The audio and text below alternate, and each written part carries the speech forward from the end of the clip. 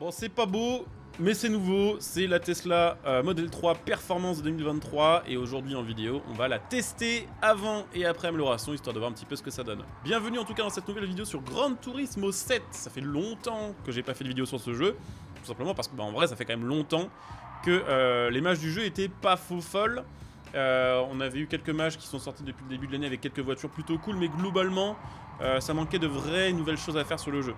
Là, il y a la 1.40 qui vient de sortir sur Gran Turismo 7. Et honnêtement, je pense que c'est la plus grosse mise à jour ever de ce jeu. Donc si vous aviez un petit peu arrêté d'y jouer parce que vous pensiez avoir fait le tour du jeu, bah, n'hésitez pas à relancer votre PS5, à télécharger la mage, c'est gratuit, et à tester un peu ce qu'ils viennent d'ajouter sur le jeu parce qu'il y a beaucoup de choses. Bon, déjà, il y a la Tesla, mais il y a 6 autres voitures, dont la LFA. Et dont la Dodge Demon, qu'on testera probablement en vidéo un de ces 4. Mais il y a aussi un nouveau circuit, le circuit Lake Louise, qui est au Canada, qui est un circuit qui propose du gameplay sur neige. Je crois, si je dis pas de bêtises, que c'est le premier circuit du jeu à proposer du gameplay sur neige. En tout cas, s'il y en a d'autres, je les ai jamais fait. Malheureusement, je voulais tester la Tesla dessus, ce n'est pas possible parce que cette voiture n'est pas équipable de pneus neige, ce qui fait qu'on ne peut pas rentrer dessus, mais on aura l'occasion, je pense, de tester ça, un de ces 4 en vidéo. Donc nouveau circuit, le mode écran scindé, bien sûr, pour 4 joueurs, disponible sur PlayStation 5. Donc ça, c'est quand même très bonne nouvelle, ça fait plaisir.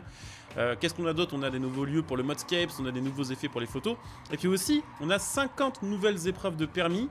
Les permis experts qui se débloquent une fois que vous avez obtenu, je crois, l'or sur toutes les épreuves de permis classiques.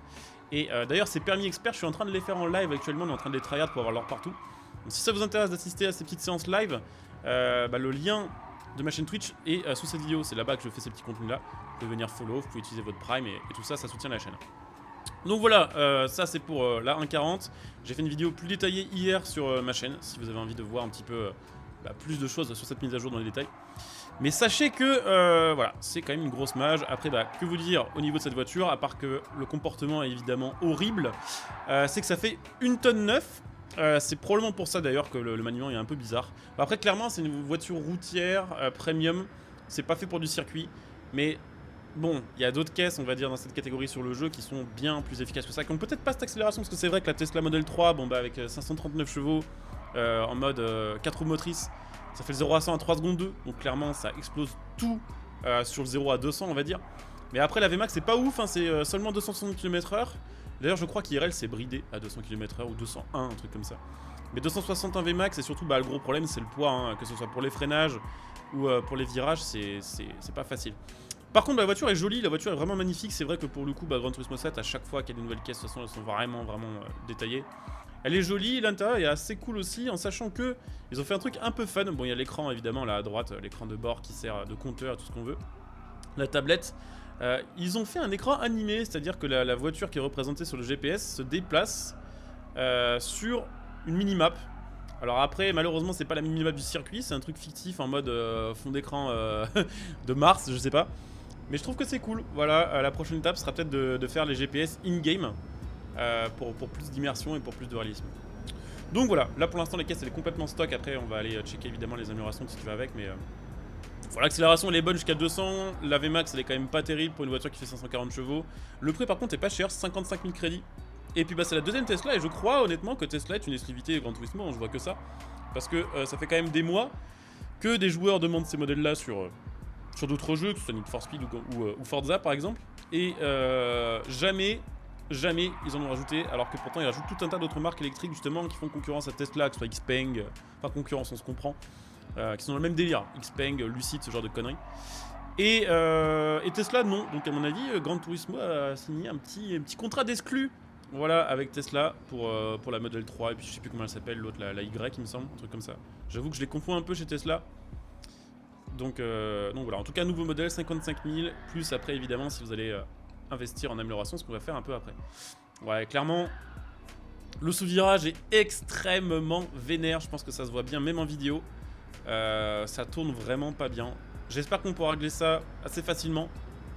J'espère qu'on pourra améliorer le poids, déjà ça changera les choses. Avec gomme tendre, poids amélioré et frein course, normalement c'est censé être vraiment mieux. On va voir si c'est dispo. Honnêtement, j'ai pas encore regardé ce qui serait dispo sur cette voiture-là. On va peut-être se faire un petit NURB avec, histoire de voir ce que ça donne avec les améliorations. Je me rappelle qu'on a testé la Taycan sur le NURB, et vraiment le NURB étant un circuit très exigeant, avec beaucoup de virages en appui, beaucoup de virages très serrés. Si vous avez une voiture qui n'est pas vraiment sportive, ça se passe mal. Donc on va voir ce que ça va donner avec celle-ci. Alors GT Auto, maintenant ses services, qu'est-ce qu'on a de dispo sur cette voiture-là? Bon évidemment il n'y a pas de swap. Il y a le kit large, hein.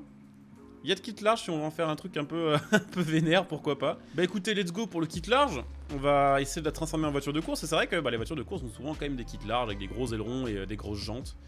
Honnêtement, ça lui change pas trop la gueule. C'est ça qui est bien avec les kits larges de Gran Turismo, c'est que c'est pas des kits Rocket Bunny ni ce genre de conneries. Du coup, il n'y a pas de rivet apparent, il n'y a pas vraiment genre une excroissance ignoble sur la bagnole. Là, c'est juste la même chose, mais en version élargie, ça c'est cool. Donc là, on va aller checker aussi les autres pièces carrosserie. Je sais pas si on customisera tout, mais c'est vrai qu'un aileron, ça pourrait être intéressant pour avoir plus d'appui, mais bon, faut voir la gueule du truc, quoi, en fait. C'est tout simplement ça le problème. Oh, oh, le bon goût. Elle a vraiment un avant bizarre, cette voiture-là. Ça fait vraiment grenouille. Bon, voilà, après, je sais bien que parmi vous, dans la communauté, il y a des fans de Tesla, donc je vais essayer de pas être trop méchant avec cette marque, mais c'est vrai que les premières Tesla, genre celles qu'on a sur Forza Horizon 3 et sur ce Gran Turismo 7 également d'ailleurs, elles ont une tronche qui est acceptable, je trouve, et même correcte pour des voitures électriques. Et c'est vrai que là, ils sont un peu partis en couille, je trouve, avec les derniers designs. Alors là, par contre, l'aileron du Seigneur. Pourquoi pas? En vrai, l'aileron perso, il respecte un peu plus la forme de l'arrière de la voiture. Ça pourrait peut-être passer aussi, ça suffirait peut-être à avoir un peu plus d'appui et ça reste un peu discret. Bon, après, on voit que c'est une Tesla tunée. Je sais pas si IRL, il y a des gens qui se sont spécialisés dans les préparations de Tesla ou dans les customs de Tesla. Mais bon, je suppose que ça va pas tarder à arriver. Bon, maintenant qu'on a fini de customiser la Model 3, bon, j'ai changé les jantes, mais je vais montrer ça après quand la voiture sera rabaissée avec les suspensions sport. On va voir ce qu'on peut lui faire en fait, parce que les voitures électriques en général, c'est compliqué à améliorer. Mais déjà, je vois qu'il y a la réduction de poids, donc plutôt bonne nouvelle. 1800 kg de base quand même. J'avais dit 1900, j'ai été méchant, c'est un peu moins que ça. Et honnêtement, là, ça devrait quand même changer pas mal les choses, puisqu'on va peut-être passer aux alentours des 1300 kg, peut-être même moins que ça encore. Oh, attendez, il y a peut-être moyen de faire une dinguerie en fait là. En extrême, il y a l'extrême et il y a l'ultime sur ce jeu. En ultime, réduction de poids 5, je crois que c'est la première fois que j'ai une voiture sur le jeu où je peux réduire le poids level 5. Après, à côté de ça, qu'est-ce qu'on va pouvoir mettre dessus? Évidemment, les freins, kit de freinage céramique pour freiner quand même la caisse. On va mettre évidemment des gommes tendres, histoire d'augmenter un peu le grip encore. Transmission, ça on peut pas changer, c'est un peu dommage. Ça veut dire que probablement on va être capé à 260 en Vmax. On va mettre les plaquettes aussi, bien sûr. On va mettre les suspensions course si on les trouve. Et l'informatique personnalisable qui fait qu'on a du coup 572 chevaux au lieu de 539. Hein, c'est la mise à jour du système Tesla in-game. Je crois que c'est à peu près tout ce qu'on a amélioré globalement. Hein. Forcément, le reste des améliorations sont plutôt des améliorations pensées pour les voitures thermiques. Donc on va regarder un peu la case réglage et puis on va le tester sur le NURB histoire de voir ce que ça donne en fait. C'est parti du coup pour le petit test avec notre Tesla 3 custom avec du coup le kit large, les petites pièces carrosserie modifiées, surtout les grandes jantes et rabaissée en vrai, elle a déjà un peu plus de gueule quoi. Après, la conduite a l'air d'être particulière, en vrai c'est pas mal. Après ce qui est un peu relou, bon là j'ai passé du temps à régler la voiture, ce qui fait qu'on va avoir beaucoup d'appui. Clairement les curseurs sont au max à ce niveau là. Seul truc c'est que cette voiture n'a pas les barres anti-roulis réglables, ou alors je les ai pas trouvées dans les améliorations, mais dans les réglages la case est grisée. Mais c'est un peu emmerdant parce que les barres anti-roulis c'est vraiment le truc facile pour corriger un défaut de sous-virage. Et je pense que là même si on a une caisse qui a beaucoup d'appui et qui va être beaucoup plus sportive entre guillemets à manier que d'origine, je sens quand même que l'avant, vous voyez, a quand même une petite tendance à aller tout droit. Donc pour changer ça, bon je sais pas s'il y a d'autres moyens de le faire, de faire pop ce réglage. En tout cas, clairement côté accélération c'est mieux que tout à l'heure. Alors pour le 0 à 200, parce que je pense que dessus ça change rien, la voiture elle est capée à 250 et elle arrive un peu à bout de souffle. Mais accélération c'est mieux, freinage c'est beaucoup mieux et surtout l'appui qu'on a maintenant il est monstrueux.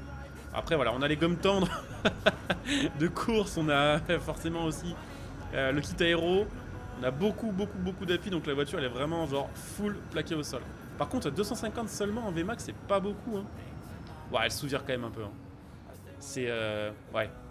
C'est mieux que d'origine très clairement, il n'y a pas photo. Genre d'origine c'était vraiment un pur veau de l'enfer à manœuvrer. C'était vraiment un paquebot. Là honnêtement c'est cool. C'est assez cool à conduire. Mais ça sous-vire. Et la VMAX 250 c'est ridicule. Le problème c'est que c'est une électrique et sur le jeu les électriques on peut pas régler leur VMAX, j'ai l'impression, il n'y a pas de réglage de boîte. Donc c'est un peu baisé. Après, ça dépend des circuits. Sur un circuit comme le Nurb, en vrai, je pense que c'est compétitif, on va dire, par rapport à ces PP. Parce que ce qu'on va perdre dans la grosse ligne droite finale et dans toutes les portions très rapides, face à des voitures qui vont peut-être prendre 330, 340 km/h, bah au final, en accélération, en reprise, on se met pas trop mal. Et en accélération pure aussi, quoi. Mais voilà, un peu sous virage, châssis pas super précis toujours, ça, de toute façon, bon, bah, ça reste quand même un châssis Tesla, donc c'est pas sportif. Mais c'est clairement bien mieux que d'origine. Et même pour l'esthétique, là, je sais pas si j'irais jusqu'à dire que c'est acceptable, parce que l'avant de cette Tesla est quand même très chelou. Mais bon, le profil, la silhouette générale, c'est quand même mieux. Par contre, putain, le sous-virage, sa mère, hein. C'est compliqué. Donc voilà, c'était la petite Tesla Model 3 Performance de 2023. Je rappelle, c'est 55 000 au concessionnaire de Gran Turismo 7 après avoir téléchargé la mise à jour 1.40. Bon, voilà, c'était une petite mise en bouche avant de tester une fusée, genre la LFA. La LFA, très hâte de voir ce que ça donne, très hâte d'entendre le son surtout. C'est vraiment genre une des voitures qui a la réputation d'avoir l'un des meilleurs sons du monde, un son très particulier. Donc hâte de voir ce que ça va donner, hâte de voir un peu ses perfs in-game. En tout cas, voilà, c'était la Tesla. J'espère que vous avez passé un bon moment devant cette vidéo.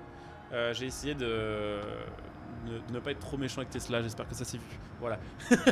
Si vous avez apprécié la vidéo, n'hésitez pas à le montrer. Tout simplement en soutenant la chaîne en laissant un petit like, en vous abonnant pour les prochains contenus. Et puis pourquoi pas en utilisant mon lien Instant Gaming que vous trouverez sur cette vidéo qui vous permet, je le rappelle quand même, d'acheter vos jeux, vos cartes d'abonnement, vos cartes PSN, tout ce que vous voulez, à prix réduit en soutenant la chaîne. Donc si vous avez des trucs à acheter, pensez-y, c'est un gros coup de pouce pour moi, pour la chaîne. Voilà. Donc bah, écoutez, je coupe ici cette vidéo, je vous dis à très bientôt pour une nouvelle vidéo. En attendant, portez-vous bien, bon jeu à tous, ciao.